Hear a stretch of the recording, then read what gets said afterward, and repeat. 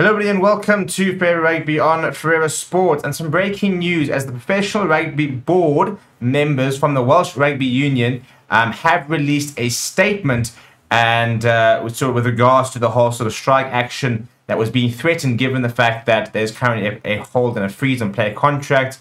Players were looking at potentially staging a bit of a strike, given the fact that there has been no communication, no assurances, no real update on what's going to happen with contracting for next season and beyond, and players' certain contracts sort of expiring as soon as a couple of months' time. And they have had a meeting with both the Professional Rugby Board, which is the Welsh Rugby Union sort of board that deals with professional rugby, funny enough, and the Welsh Rugby Players Association, the WRPA, which obviously represents the Welsh players. And they basically had a big meeting today.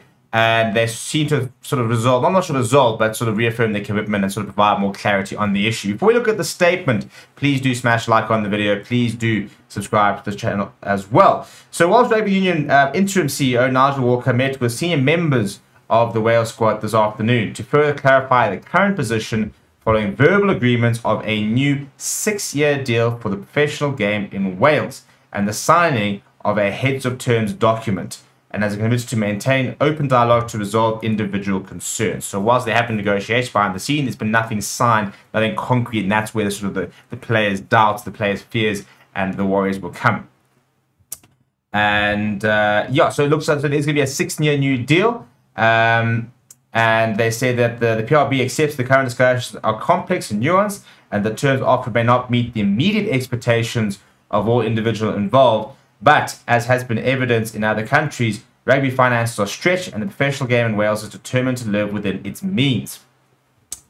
And the PRP stated collective aim is to achieve sustainable success for the 4 professional club sides in Wales. Under the current agreement reached, this would mean a salary cap for the 2024-2025 season, which is in line with most competitors.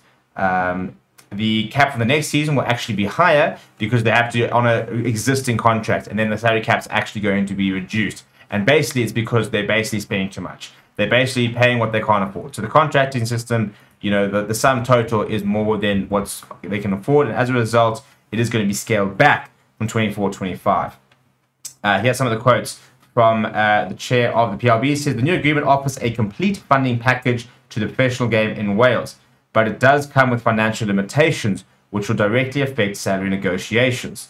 The cold facts are that the WRU and clubs have been paying salaries that their businesses cannot afford, so the new agreement establishes a new framework for contract negotiations. There is a stipulation that all current contracts will be honoured, but these businesses must return to a sustainable footing in order for the success we all crave to follow.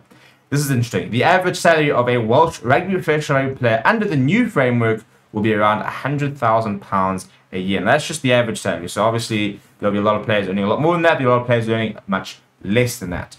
We are confident that our salary packages are in line with the UK market, i.e. in line with Ireland and the UK or England. The PRB accepts that some better funded English and French clubs are paying more, but this is where we must set the mark of sustainability in Wales. So once again, it's kind of about making sure that, for example, in the URC that you're there.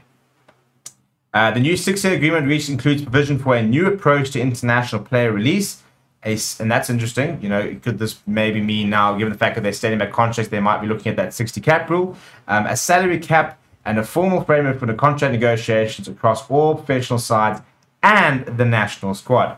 There is no room for maneuver when it comes to the overall budget available for player contracts. The CEO, Nigel Walker, said, "We have absolute sympathy with professional players in Wales and are hugely grateful for all that they do for our national game, just as our regional sides are for the commitment of the players. We know we are not in an ideal situation, but it is incredibly important for the whole game in Wales for us to get this next step right. We must get this right, and that means taking time to do so. Then it is the way it must be. Throughout all our negotiations, our duty of care to our players in Wales have always been of paramount importance, and that is why we've developed a solution around current contracts, which has been in place since the new year. The next step is to confirm the deal and confirm these contracts, and we'll be moving as swiftly as possible to that point."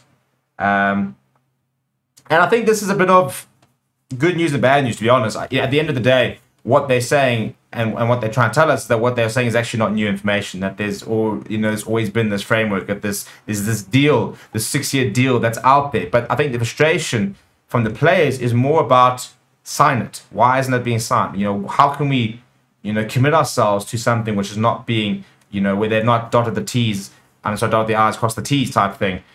There's no guarantee that it'll ever get signed. One matches it will be, but there seems to be a lot of sort of red tape preventing it from actually being written down in ink. And it's fantastic to have this. It's a 6-year deal. This is how it's going to work. It's really fantastic. But until it's actually signed and sealed and delivered, it means nothing. And I do think this is going to be a very important time within Welsh rugby because, as they say, they're going to be scaling back on salary caps. So they're actually taking a reduction. And this will mean lots of players leaving. There's no doubt about it, because at the end of the day, that's what the Springboks sort of approach, and the SRA approach was, well, we can't afford your Ches and Colby salaries. We can't afford the Andre Pollard salaries. These guys are earning 20 million, between the two of them, close on 35, 40 million rand. We can't afford that, from a national and a club perspective. And the big thing for them is to say, well, if they're earning that overseas, that completely wipes it off our budgets and it makes our game more sustainable. Yes, we would love to have them playing in the country, but at the end of the day, we can't. And that's why, there's a 60 cap rule, a 30 cap rule, where basically they sort of sit there saying, right, well, when these players, because the idea is the players that get to sort of 60 caps, or even 30 caps are, internationally recognized and pretty well established, and they will be the ones where, the bigger clubs will look to go and pay them a lot of money and then kind of take them off the books while still being committed and to playing South African rugby or international rugby.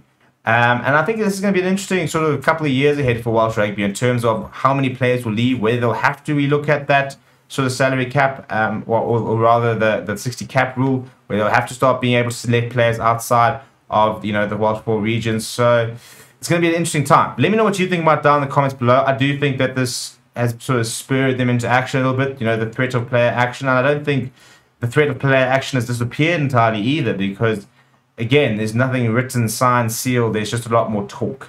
And I think until they have a deal which is signed and delivered and in effect, there'll always be that little bit of uncertainty. And with that will always be that little bit of, how can we know for certain? But that is kind of the situation as it stands. Hopefully we'll get some more updates as the situation progresses and we can get back to focusing on the rugby. But I think this is also a big start warning to a lot of other unions and around the world and governing bodies to not get to the stage. To make sure that you're governing yourself properly within within your means, and you can make yourself as viable as possible, so we don't get to situations like that. But thank you very much for watching. My name is Stephen, and I'll chat to you soon.